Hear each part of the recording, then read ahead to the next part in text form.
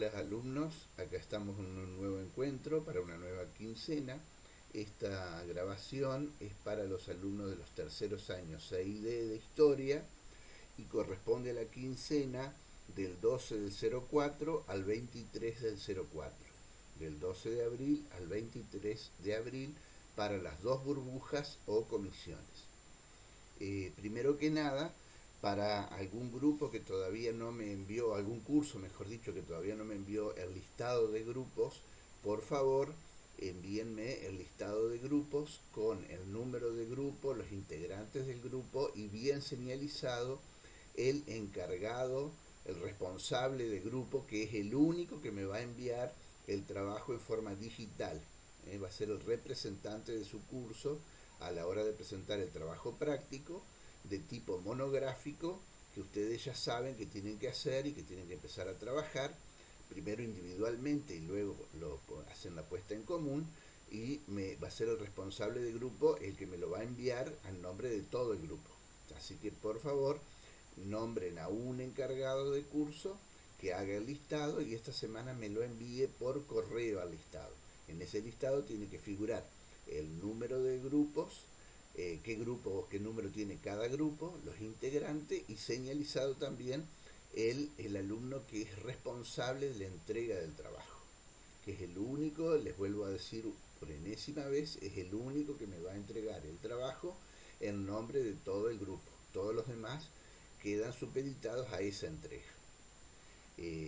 Ya lo pueden empezar a ir haciendo, ya el material está, el material básico, después yo puedo llegar a agregar otros materiales, de hecho pienso agregar otros materiales de análisis, de apoyo, para que puedan trabajar lo mejor posible, pero ya los temas que tienen que trabajar están, cómo tienen que trabajar en los textos de apoyo está, y los videos que tienen que utilizar de apoyo también están. Así que gran parte del material de apoyo ya está y pueden empezar a trabajar tranquilamente. Es más, con lo que ya tienen pueden hacer el trabajo ya si quieren. Si quieren empezarlo a hacer en grupo lo pueden ir haciendo, no olvidándose de tener material para ir trabajando en el día a día, de semana en semana, pero ya pueden ir trabajando. Tienen un mes, un poquito menos de un mes, que no es poco tiempo, pero tampoco es mucho si se quedan, si se dejan estar. Así que por favor, ya vayan trabajando y no se olviden de mandarme uno de ustedes que se haga responsable de enviarme el listado a mi correo, no al Classroom, por favor, a mi correo, así yo lo puedo individualizar más fácilmente y señalar bien los grupos, los alumnos, el responsable de grupo, etc. Bueno, vamos al tema de hoy. El tema de hoy es la burguesía.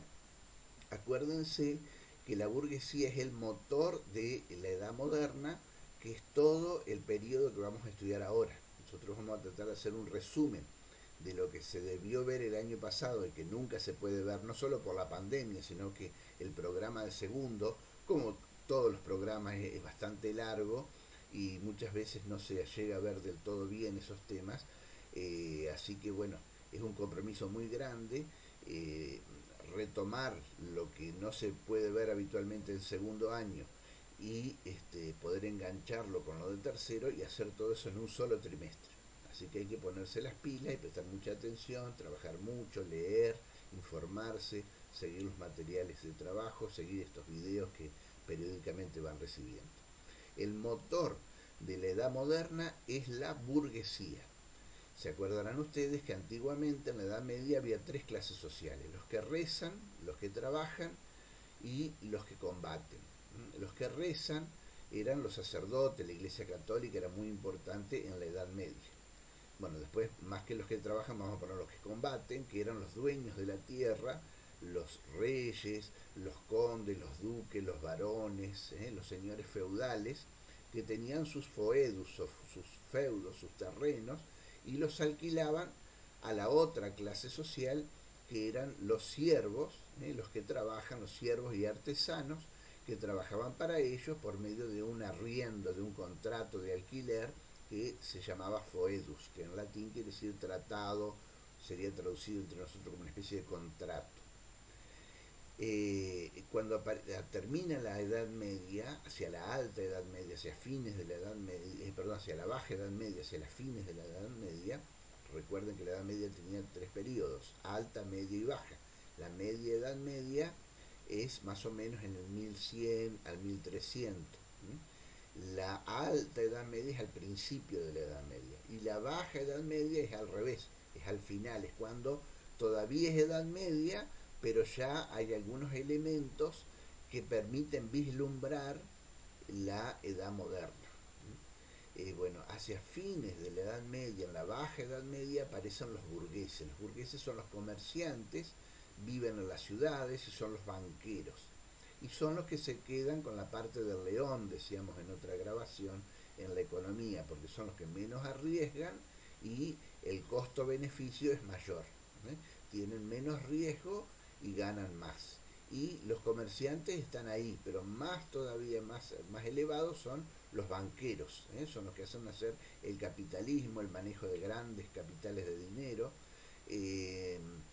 Ellos con sus bancos, ellos atesoran el dinero y lo prestan. Al prestarlo, ellos se ahorran de tener que cuidarlo, porque lo prestan a otro y esa otra persona que le pide el préstamo después tiene que devolvérselo, así que si el que presta, al que le prestaron le robaron, el banquero no se preocupa, dice, bueno, vos devolveme la plata, yo te la presté, vos me tenés que devolver en tanto tiempo con tanto interés, con un interés X. Y de esa manera el dinero trabaja solo a favor del que presta. El banco, digamos, gana sí o sí, porque cuando presta el dinero, lo presta sobre seguro. ¿Qué quiere decir que lo presta sobre seguro? Se asegura de que aquel que va a recibir el préstamo tiene con qué pagarlo. Un ejemplo bien práctico. Si los papás están con muchas deudas en su casa, no reciben muchas llamadas telefónicas de los bancos ofreciéndoles créditos. Generalmente los llaman a veces para decir tiene que pagar lo que debe. Este mensaje es para que usted se acuerde por su seguridad y nuestra seguridad. Este mensaje está siendo grabado y le recordamos que tiene que devolver la plata que usted nos debe. Normalmente cuando le ofrecen un crédito habla una señorita muy amable que dice, yo quiero hablar con el señor Pedrito.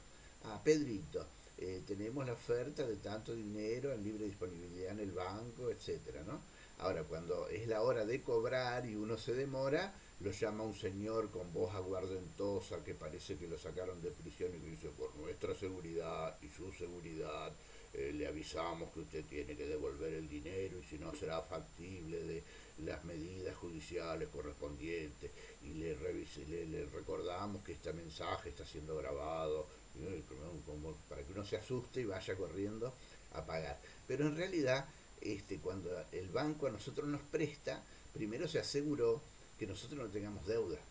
Cuando se mira y dice, bueno, esta persona no tiene muchas deudas, cobra bastante bien, bueno, le podemos prestar por el equivalente a un 70% de su salario y tranquilamente nos aseguramos que nos va a devolver la plata. Es más, si el banco que le ofrece la plata es el mismo banco que les administra la cuenta sueldo, tranquilamente cuando llega a fin de mes le saca de su salario y ustedes lo que reciben del salario es el salario menos el descuento del crédito del banco.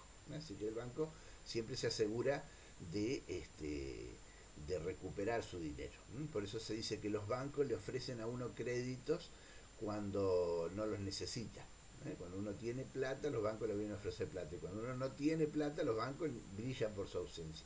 La razón es esa, es que los bancos le prestan a uno sobre seguro, con la seguridad de que van a recibir lo que prestaron. Entonces, por más que ganen poquito con los intereses, siempre ganan. Siempre tienen una ganancia segura. Y nosotros, cuando le pedimos plata a un banco, les hacemos un favor al banco. ¿Por qué? Porque le cuidamos la plata.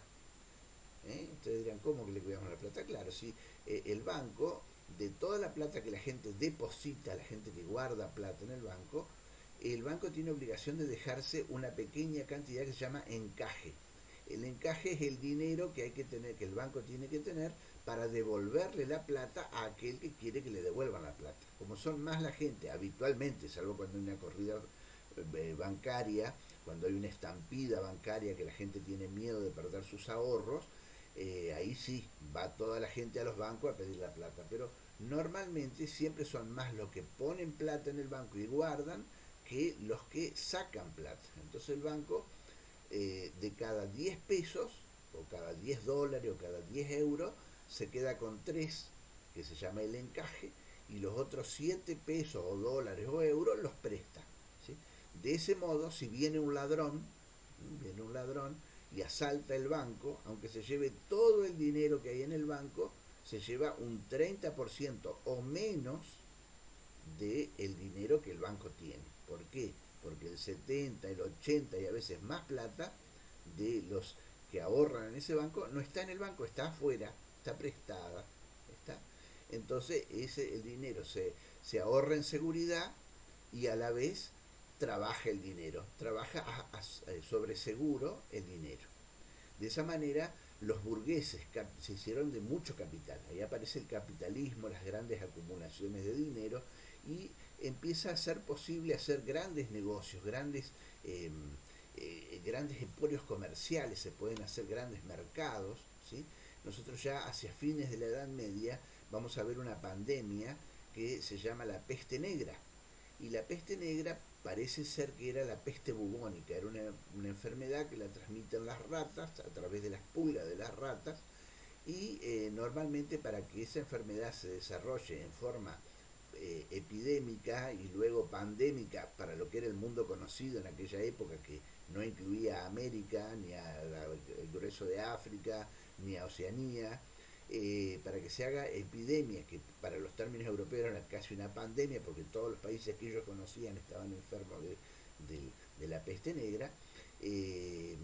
Para que esa enfermedad se dé tiene que haber muchas ratas, y las ratas solamente se reproducen en abundancia cuando hay alimento en abundancia. Hay una regulación natural de la natalidad de la rata según la cantidad de alimentos que hay. Por eso en las ciudades las ratas tienen un origen silvestre, son roedores del campo que han descubierto que acercándose a la ciudad consiguen mucho más alimento, consiguen mucha basura para comer. Si las ciudades desaparecieran, si volviéramos a la edad de piedra, las ratas reducirían su número y volverían al campo a comer semillitas y restos por ahí que estén tirados en el campo, desperdicios, y nada más que estén ahí algún animalito muerto, cosas así. Y tendrían pocas crías. ¿Por qué tienen tantas crías en las ciudades? Porque hay mucha basura, la concentración humana da mucha basura y ellos ahí se reproducen, comen mejor, y al comer mejor pueden reproducirse mejor también. Entonces la rata es un animalito que crece con la abundancia del hombre. Cuando hay más basura, cuando hay más abundancia. Se han hecho estudios de que, por ejemplo, en el país más rico del mundo, Estados Unidos, hay cientos de toneladas por habitante o por familia al año de basura. Y en cambio, en los países más pobres de África o de Asia, apenas llegan a 1 tonelada en un año entero de basura o de desperdicios de todo tipo, una familia tipo. Valga la redundancia. ¿Por qué? Porque en los países pobres se tira menos porque se consume menos. ¿Sí? Y en los países ricos se tira más porque se consume más. Entonces es un animalito que aparece con la prosperidad. Donde hay mucha rata es porque hay mucha basura, y donde hay mucha basura es porque hay mucha prosperidad. Bueno, la peste negra se desarrolló en la Baja Edad Media, justamente cuando empieza el gran comercio de los burgueses, y se desarrolló en aquella época todavía los caminos romanos no habían sido restablecidos, los viejos caminos romanos no existían prácticamente, o quedaban la huella nada más de esos caminos, pero sí se comerciaba mucho en el mercado de cabotaje, a través del comercio mediterráneo. Por eso vamos a ver que si nos ponemos a estudiar la peste negra, pueden buscarla en Wikipedia, por ejemplo, o en otros sitios de internet, van a ver que los primeros lugares donde se desarrolla la enfermedad son toda la cuenca mediterránea, todas las ciudades que tenían su salida al mar, ahí, o a grandes ríos, por ejemplo en las zonas de los ríos del Mosa, del Rin, ahí en Europa, esos ríos sirven como vías de comunicación ya durante toda la Edad Media, y justamente con la prosperidad económica esos ríos empezaron a ser recorridos con más alimento, con más mercancía, y todas las ciudades que tenían salida al mar o a grandes ríos son las que primero se contagiaron y en masa.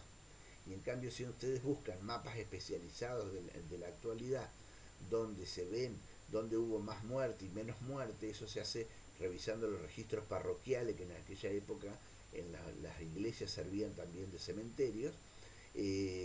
Van a encontrar que los pueblitos montañosos donde no había buena comunicación en Europa, todos esos pueblitos medios aislados, en los Pirineos, en los Alpes suizos, por ahí no tienen la enfermedad. ¿Por qué no tenían la enfermedad? Y porque no tenían carreteras a donde llegaba el gran comercio del capitalismo, ¿no? Entonces, esa desgracia que fue la peste negra se amplió por la prosperidad que daba el capitalismo. El capitalismo movía grandes masas de mercancía y esas grandes masas de mercancía generaban grandes masas de riqueza, y además el hecho del préstamo a interés, el movimiento de plata a interés. Entonces los burgueses empezaron a tener mucho peso y empezaron a influir muchísimo en distintos aspectos de la sociedad. Yo voy a mencionar 4, espero poder llegarlos a hacer todo en este video, y si no lo hacemos en el otro, la otra parte.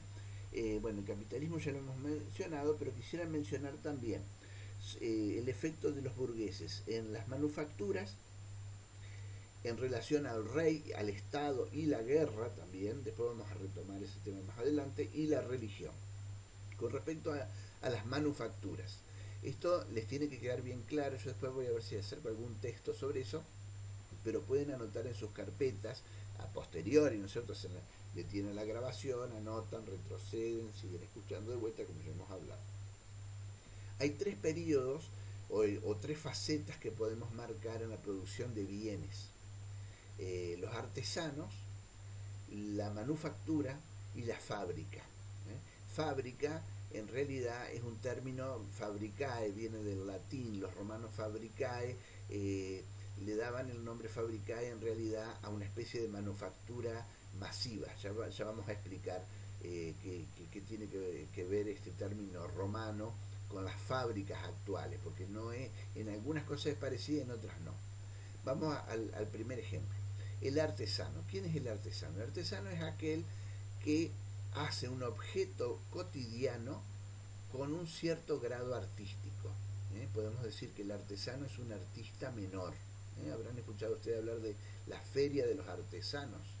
¿Por qué nos gusta ir a las ferias de los artesanos? O sea, ustedes, pero a mí me gusta los trabajos en cuero, algunos trabajos en metal, cómo reciclan, por ejemplo, nuestros cuchilleros trozos de auto, de ballestas de la suspensión de automóviles para hacer cuchillos de muy buena calidad.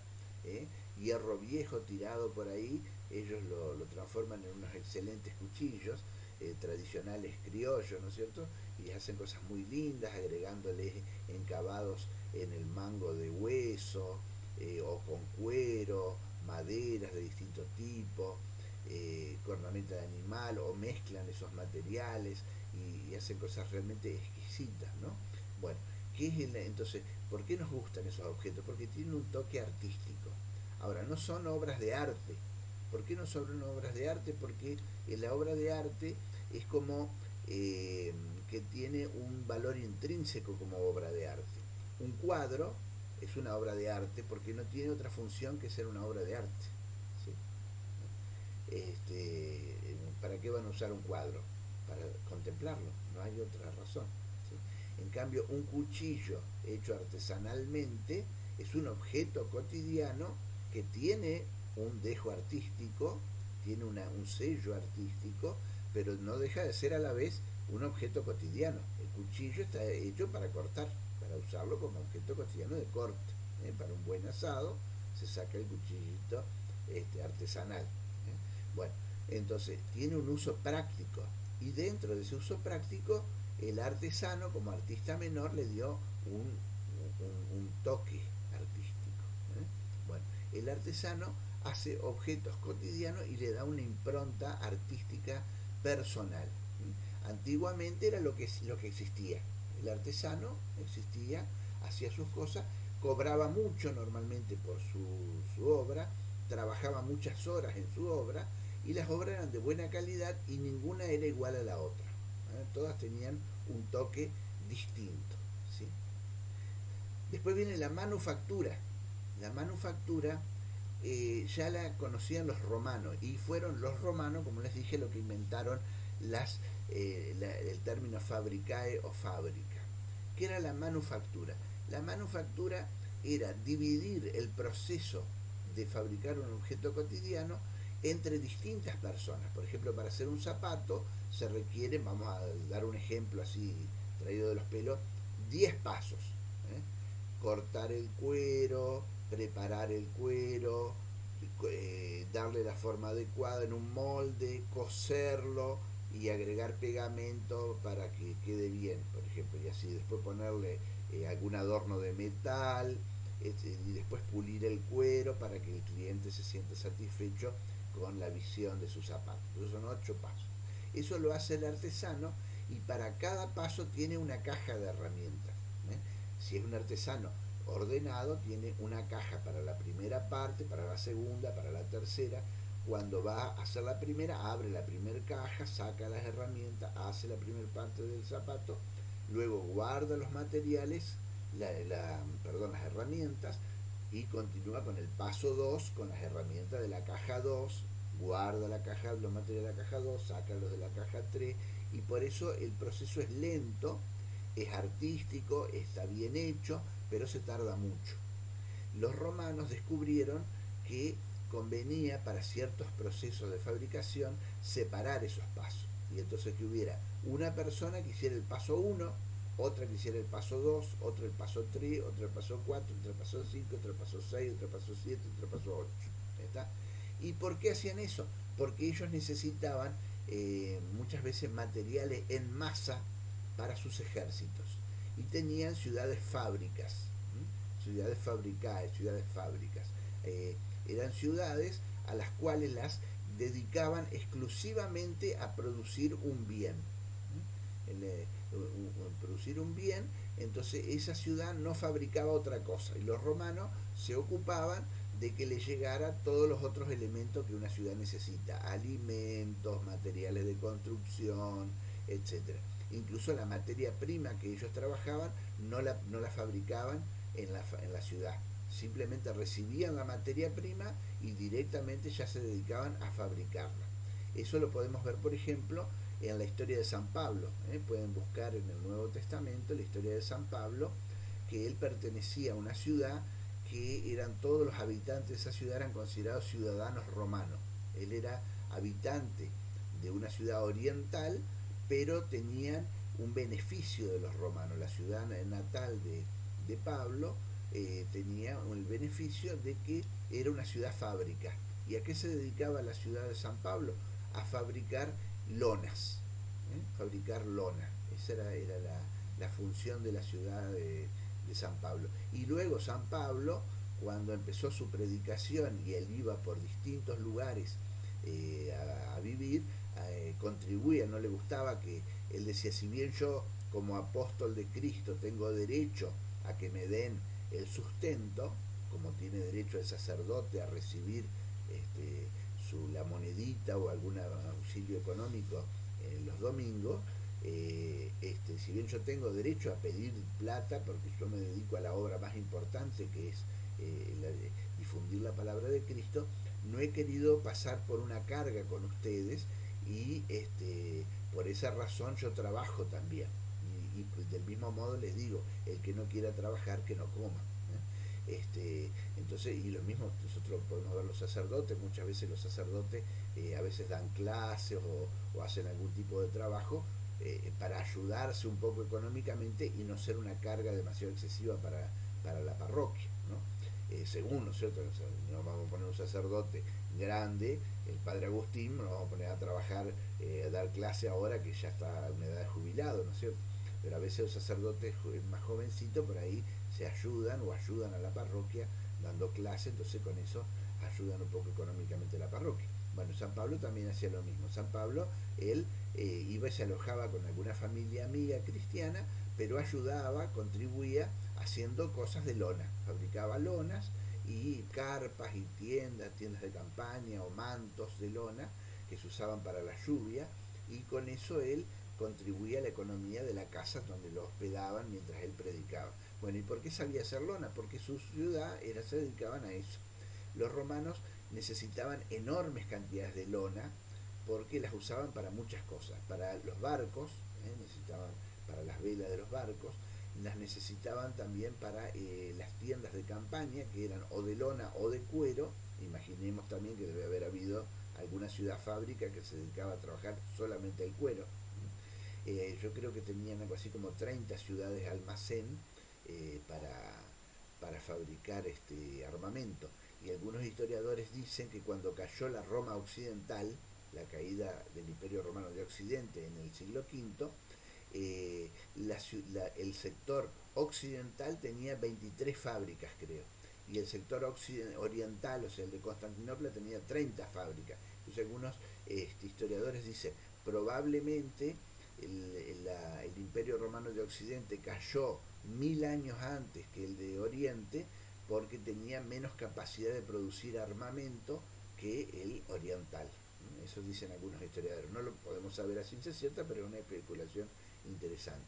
Bueno, lo cierto es que los romanos necesitaban ciudades así como esa para las lonas de las carpas, para las ropas de los soldados, para ropas así, capotes de lluvia, para lluvia, y también para armaduras, porque los romanos en esa época, en la época de Pablo y mucho más posteriormente, debajo de las armaduras metálicas usaban una armadura acolchada, era como una especie de chaquetón sin mangas, de varias capas de lona que amortiguaban las flechas. Sobre esta se ponía la armadura de metal, pero la armadura de metal a veces la pasaban las flechas y quedaban enganchadas ahí en los chaquetones acolchados, así que servían hasta de armamento defensivo la lona. Por eso los romanos consideraban la existencia de ciudades fábrica y le pagaban por eso. Pero justamente los romanos hacían esa excepción, era como una excepción para situaciones, valga la redundancia, excepcionales, situaciones como por ejemplo una guerra, tener una ciudad fábrica. Los artesanos no les gustaba ese sistema, sabían trabajar con ese sistema, pero no les gustaban. ¿Por qué? Porque en ese sistema se perdía el toque artístico, y se perdía el control de precios sobre el producto, porque los productos se hacen en masa y al hacerse en masa pierden su valor. Cuanto más producto hay, más productos hay en el mercado, la demanda desciende. No es lo mismo 100 personas que quieren comprar 100 pares de zapatos que 100 personas a las cuales les ofrecen 2000 pares de zapatos. Si hay 100 personas y 2000 pares de zapatos, seguramente el valor de los zapatos va a bajar. En cambio, los artesanos no, van a producir lo justo, lo necesario, y van a cobrar más. Entonces, como excepción solamente se hacía eso. Y esa excepción, que los romanos llamaban fábrica, en realidad hoy lo conocemos como manufactura. ¿Qué era manufactura? Es una mezcla de dos palabras, podríamos decir. Manu de mano y factura de fábrica. Era como un espacio intermedio entre fabricar con la mano, artesanía, y fabricar con un método industrial, la fábrica. Lo que le faltaba a las manufacturas era la máquina de vapor, que va a ser todo el proceso prácticamente mecánico con muy poca intervención del hombre. Ahí empieza la industria, la era industrial, que es uno de los temas que ustedes tienen que trabajar. Pero ya en la Baja Edad Media había un sistema de trabajo muy similar al industrial, que era la manufactura. Era casi igual al industrial, la única diferencia que todavía requería de mano de obra, requería de la mano para trabajar, pero el modo de trabajo ya era industrial. Le faltaba todavía esa maquinita que sirviera para reemplazar casi completamente al hombre, pero ya tenía todo el resto del proceso propio de la industria. Bueno, entonces ahí vemos qué importancia tenían los burgueses, porque con la pobre tecnología de la Edad Media ya tenían preparado en potencia, en embrión, en bebé, podemos decir, lo que van a ser las industrias modernas.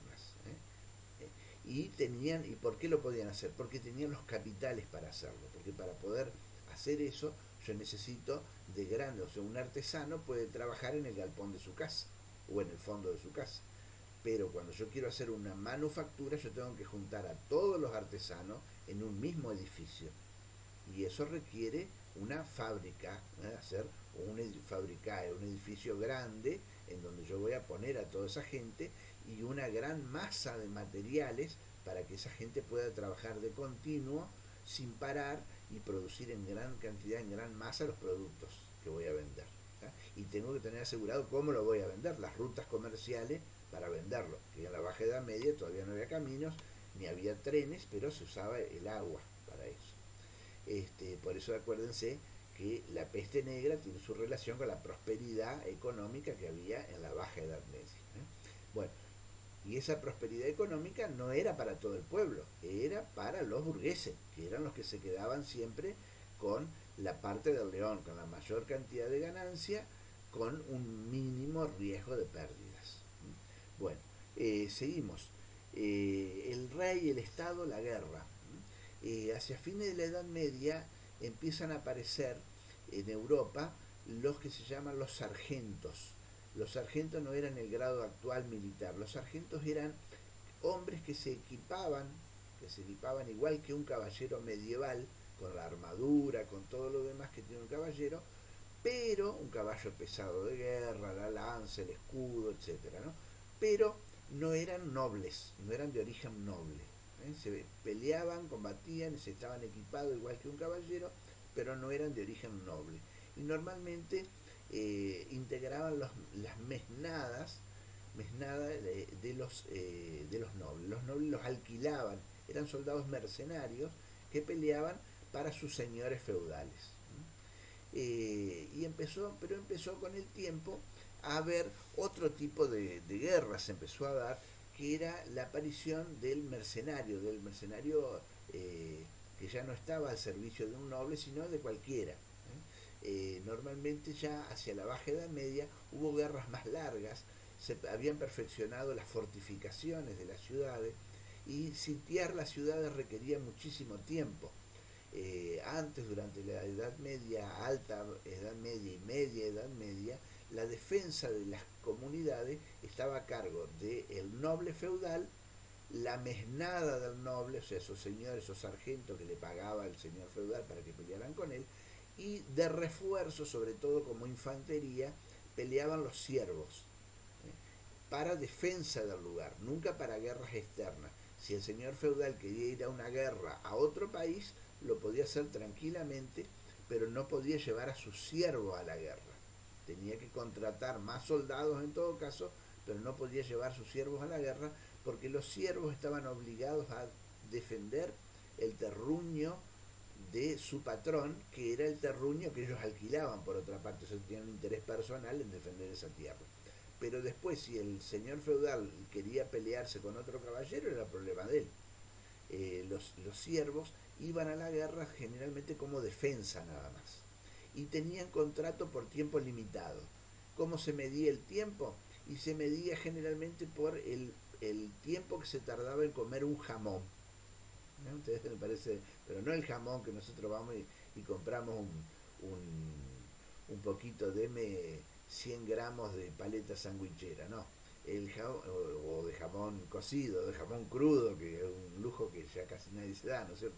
Bueno, pero el jamón que estamos hablando se trata de la pata de jamón del cerdo salada y curada con sal. Era la pata del cerdo. Entonces, una pata de jamón era un bloque grande, ¿no? Y normalmente alcanzaba para la dieta de un ciervo medieval, alcanzaba para de 3 a 5 días, como comida única, como comida exclusiva, porque como cuando se iba a la guerra en aquella época no había heladeras, no había conserva en lata, los soldados llevaban un morral, un bolsito, y adentro del morral colgaban comida que no se echara a perder fácilmente, galletas y carne seca o salada. Y bueno, entonces los siervos tenían que llevar a la guerra un jamón, cada siervo llevaba un jamón.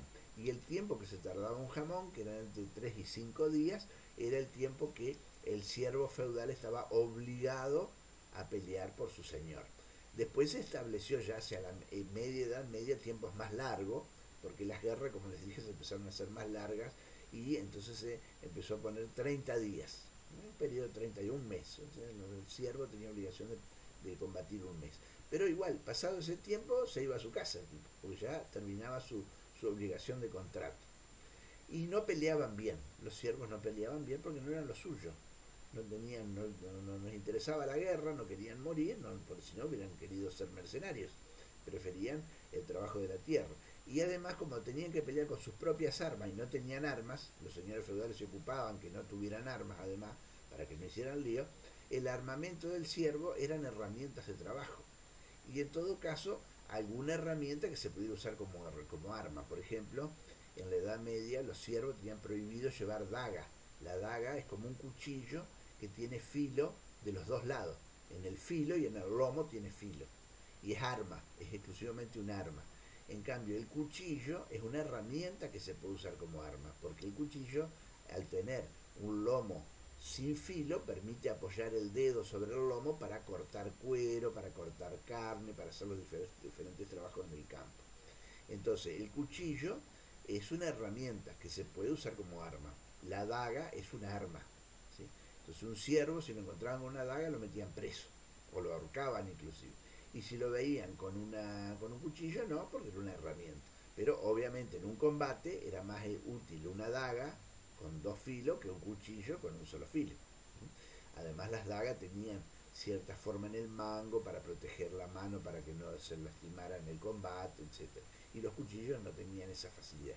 Entonces el siervo se armaba con un cuchillo, con un machete, un hacha de mango corto, el hachita para cortar leña, digamos, para partir la charamusca en el asado, digamos nosotros, bueno, esas hachitas de mano chiquitas, y alguna guadaña, una cosa así, no podían tener mucho armamento. A veces los señores feudales tenían armas en su castillo y se las prestaban, a los siervos. Por ejemplo, era muy común prestarles ballestas, porque eran fáciles de aprender a manejar, pero eran difíciles de fabricar. Y cuando terminaba las batallas, devuelvan las ballestas y los siervos a su casa sin armas. Y si se les encontraba una ballesta, los ahorcaban. En tiempos de paz los ahorcaban. Bueno, pero ¿qué pasa? Esos siervos no peleaban bien, porque no tenían entrenamiento y demás. Entonces empezó a convenir más contratar mercenarios. ¿Y quiénes podían contratar mercenarios? Quienes más plata tenían. Y allí empezaron a tallar los reyes junto con los burgueses. ¿Por qué? Porque los reyes vivían en las ciudades. En la Edad Media los reyes estaban muy limitados en el poder. Los señores feudales a veces eran más poderosos que los mismos reyes. No vamos a entrar en detalle acá, pero había casos, por ejemplo, en la época de Guillermo el Conquistador, alguna vez hablamos, aquí en este curso no hablé de este tema, pero Guillermo el Conquistador, de Francia, en el 1066 era duque de Normandía y conquistó Inglaterra. Entonces él conquistó, pero él era súbdito. En Francia era súbdito del rey de Francia y en Inglaterra era rey de Inglaterra. Entonces él a la vez era súbdito de un rey, pero era rey a su vez. Entonces el rey de Francia muchas veces era menos poderoso que su duque, porque su duque, además de duque, era rey en otro país. ¿Está? Entonces los siervos, los señores feudales muchas veces eran más poderosos que el rey. Y aunque no lo fueran, siempre tenían sus castillos para protegerse y causarle muchos dolores de cabeza a los reyes. Pero los reyes tenían una ventaja, residían en las ciudades y tenían el control de la población de las ciudades. En la Edad Media, al principio, no hubo mucha población, en la Alta Edad Media, la Media Edad Media, en las ciudades. Pero hacia fines de la Edad Media empezó a haber mucha población en la ciudad porque empiezan a aparecer los burgueses, la gente que vive en el burgo, en las ciudades amuralladas de fines de la Edad Media. Y esos señores tenían mucha plata. ¿Por qué? Porque eran los dueños, los inventores del capitalismo. Entonces empezaron a prestarle plata a los reyes y los reyes empezaron a contratar mercenarios. Esa capacidad de contratar mercenarios y de comprar armas de fuego les dio la capacidad de llegar a la monarquía absoluta, que es la que ustedes tienen que estudiar con Luis XIV. No es que los reyes medievales no quisieran ser monarcas absolutos, querían serlo, pero no tenían los medios. Ahora, con el capitalismo de los burgueses, pudieron hacerlo. Pero para eso tuvieron que organizar estados centralizado en las ciudades, en donde los burgueses, quienes no, acostumbrados a manejar grandes cifras de dinero y demás, les organizaban la economía. Y durante toda la Edad Moderna hubo una alianza entre los burgueses y el rey para poder llegar al poder. Una alianza que iba a veces incluso en contra de la religión, porque a veces la religión católica les prohibía cobrar intereses excesivos a los burgueses, pero los burgueses, recostándose en el poder del rey, cobraban intereses usurarios, podemos decir, intereses elevadísimos a quienes le prestaban, porque el rey a su vez también les debía plata a los burgueses, entonces les convenía tener una especie de alianza temporaria. ¿Y cuándo termina esa alianza? Cuando los reyes empezaron a exigirle mucho más dinero a los burgueses del que los burgueses estaban dispuestos a entregarle al rey. Y así fue como empezó primero la independencia de los Estados Unidos y después la Revolución Francesa de 1789, que es conocida como la Revolución Burguesa por excelencia. Gracias por su paciencia. Hasta luego.